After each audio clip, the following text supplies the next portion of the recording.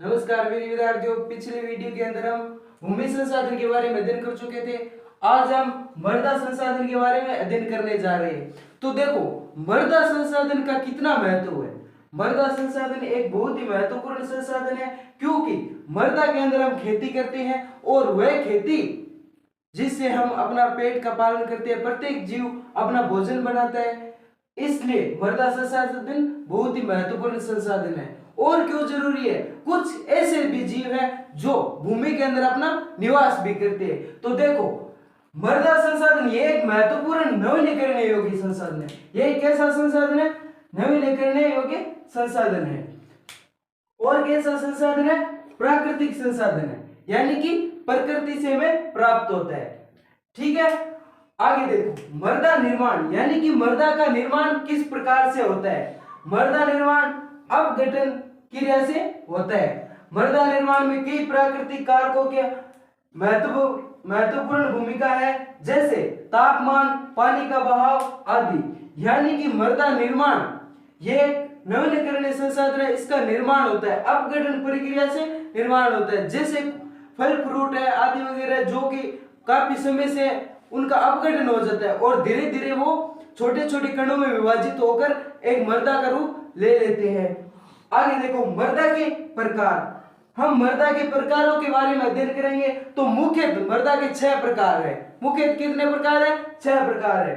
जलोढ़ मृदा, काली मृदा, लाल और पीली मृदा, और लेटेराइट मृदा, मरुस्थलीय मृदा और वन मृदा। तो अब हम इन मृदाओं के बारे में एक एक के बारे में डिटेल से अध्ययन करेंगे।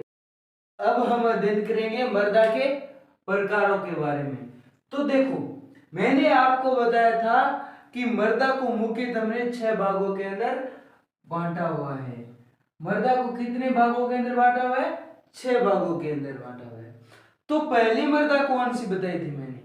पहली मृदा बताई थी जलोढ़ मृदा। कौन सी मृदा है? जलोढ़ मृदा।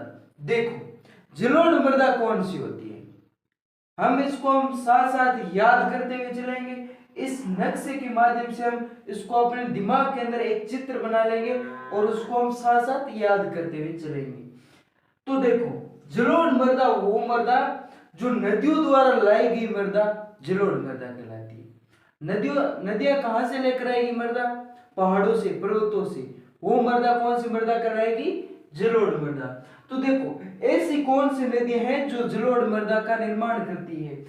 तो गंगा है, ब्रह्मपुत्र है, सिंधु है आदि जो नदियां हैं हिमालय से आती है, तो अपने साथ कुछ मृदा लेकर आती है और वो मृदा इस क्षेत्र के अंदर चारों ओर फैल जाती है।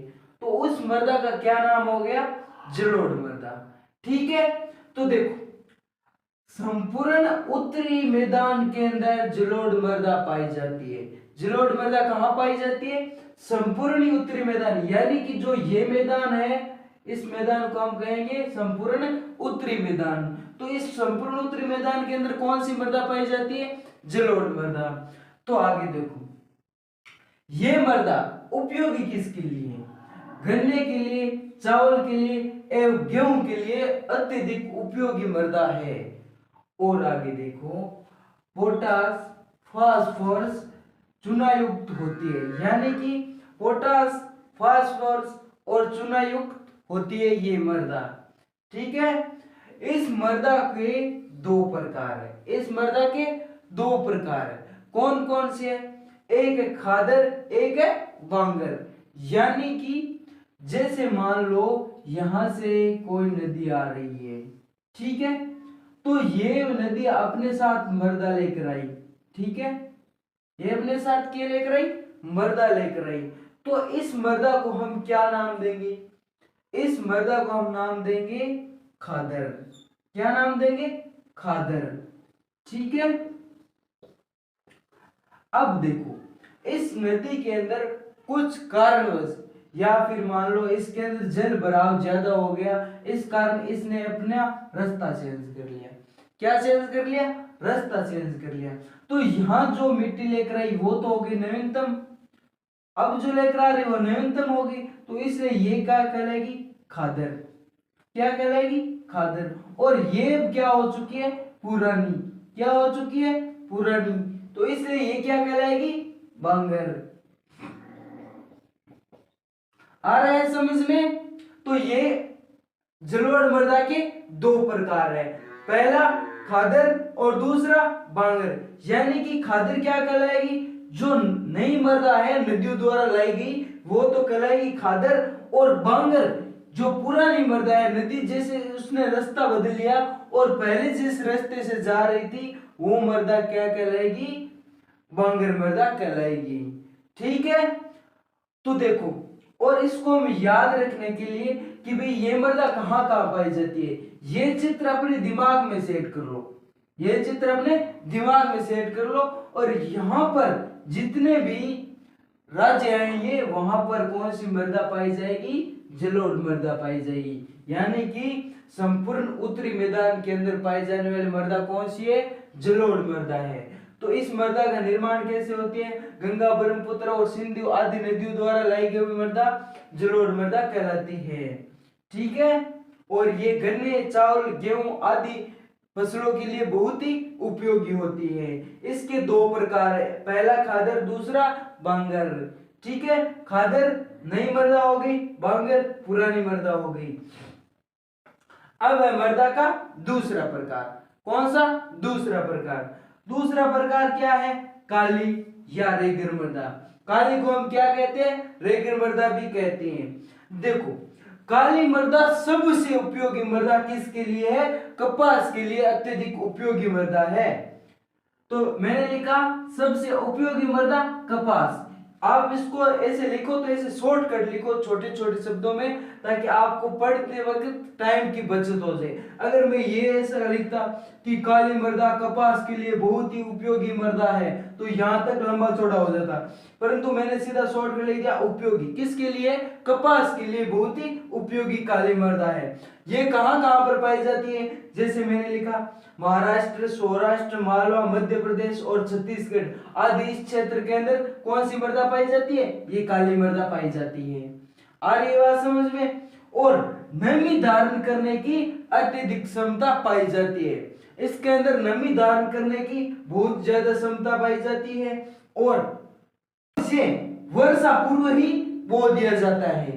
ठीक है, नमी धारण, इसका मतलब क्या हुआ कि भाई जो बरसात होती है वो पानी बहुत जल्दी से सोखता नहीं है, इसलिए नमी धारण करने की अत्यधिक क्षमता पाई जाती है। और इसकी जो ये क्षेत्र है, ये क्षेत्र आ जाएगा। ठीक है, इस तरह से आप नोट्स के रूप में नक्शा बनाकर भर लेना। यानी कि जो महाराष्ट्र, सौराष्ट्र, मालवा, मध्य प्रदेश, छत्तीसगढ़ आदि क्षेत्र पीली मृदा आ जाएगा। देखो ये कहां पर पाई जाती है, ओडिशा, छत्तीसगढ़, तमिलनाडु, कर्नाटक, महाराष्ट्र, दक्षिण का पठार कहां पर होता है, महाराष्ट्र, इसके आसपास क्षेत्र के अंदर पाई जाती है। यानी कि ये जो एरिया मैंने ये लाल रंग से चिन्ह कर रखा है, इस क्षेत्र के अंदर लाल और पीली मृदा पाई जाती है। ठीक है, और इसके अंदर किसकी अधिकता पाई जाती है, पोटास और एल्यूमिनियम की अधिकता पाई जाती है। इसके अंदर कमी किस चीज की है, इसके अंदर नाइट्रोजन और फास्फोरस प्लस चूने की इसके अंदर कमी पाई जाती है। ठीक है, नंबर 4 पर है लेटेराइट मृदा। कौन सी है, लेटेराइट मृदा। ये कहां पर पाई जाती है, ये इस क्षेत्र के अंदर पाई जाती है। ये क्षेत्र कौन सा हो गया, जैसे केरल है, महाराष्ट्र है, असम है, ओडिशा है, पश्चिम बंगाल आदि क्षेत्रों के अंदर ये लेटेराइट मृदा पाई जाती है। आप ये मत समझ लेना कि ये मृदा है तो सिर्फ ये यहीं पर पाई जाएगी, ये मृदा है केवल यहीं पर पाई जाएगी, ये जरूरी नहीं है। क्योंकि ये मृदा है, ये इस राज्य से इस राज्य के अंदर भी जा सकती है, तो ये फिक्स नहीं है कि ये केवल यहीं पर ही पाई जाएगी। तो आप इस बारे में कंफ्यूज मत हो जाना। ठीक है, और इसका आकार कैसा है, इसका आकार है ईंट के जैसा, यानी कि ईंट के जैसा इसका कलर है।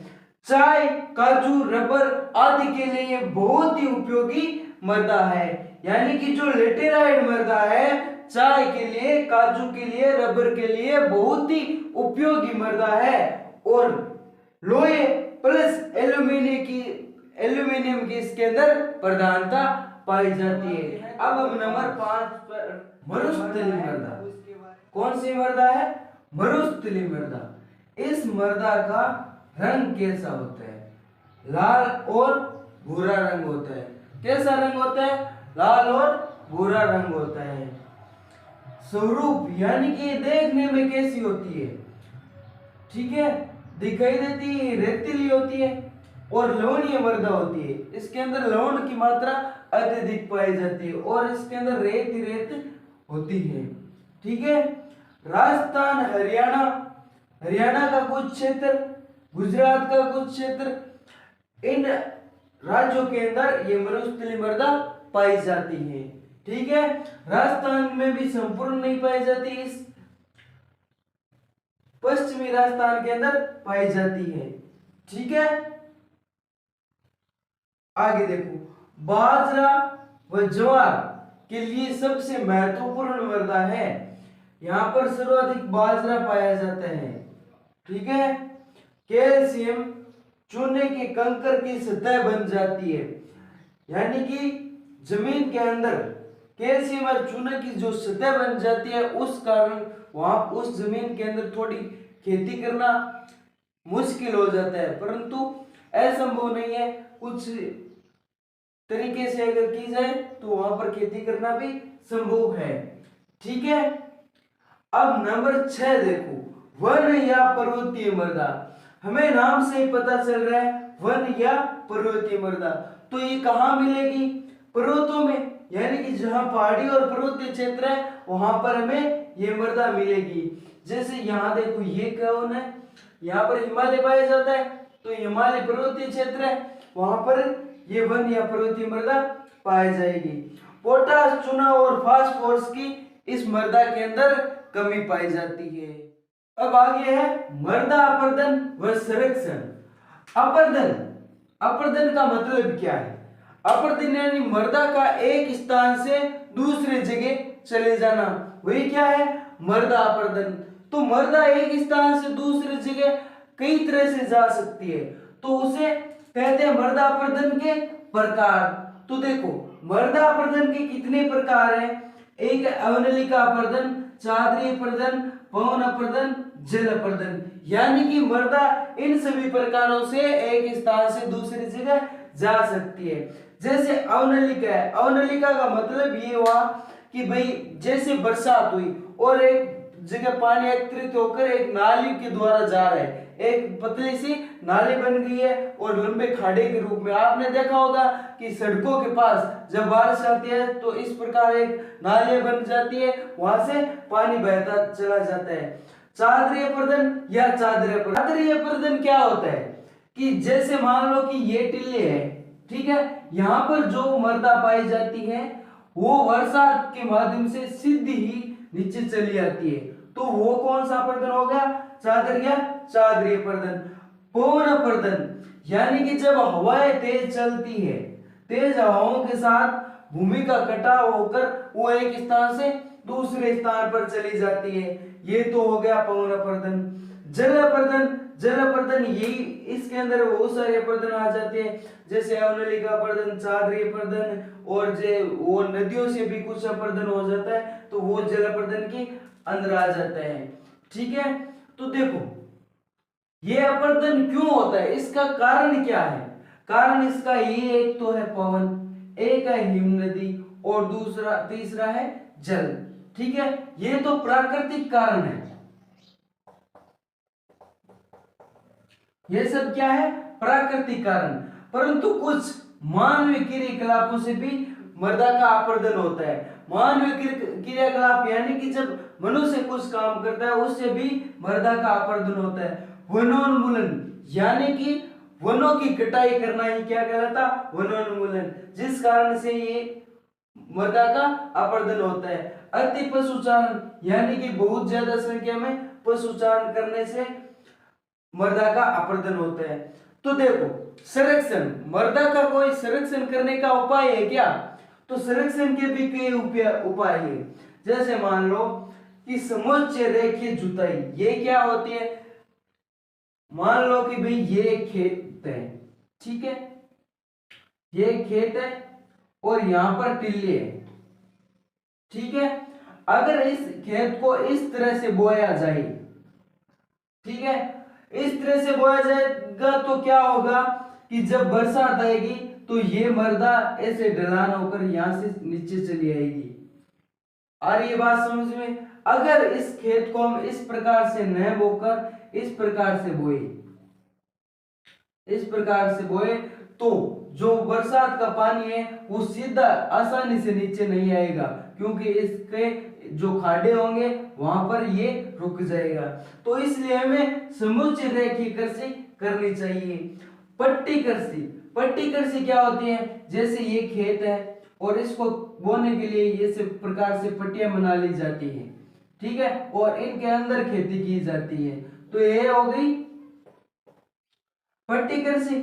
और रक्षक मेखला, रक्षक मेखला क्या चीज है कि बहुत से बहुत ज्यादा से ज्यादा संख्या में पेड़ों की लगाना ही रक्षक मेखला कहलाता है। जिस प्रकार से किसी खेती के बाहर बाहर मान लो इस प्रकार से पेड़ लगा दिए गए हैं, ठीक है, तो इस खेत से बाहर मृदा नहीं जाएगी। तो ये मृदा के संरक्षण के बारे में हमने डिटेल से पढ़ लिया है। तो मैंने कुछ कोशिश की है कि आपको कम समय के अंदर बहुत ज्यादा बताने की मैंने कोशिश की है। आपको अगर समझ में आए, आपको लाइक कीजिए, शेयर कीजिए और सब्सक्राइब कीजिए, हमें सपोर्ट कीजिए, ताकि हम आपके लिए इससे भी बहुत कुछ और ज्यादा मेहनत करें और आपको दे सके। धन्यवाद।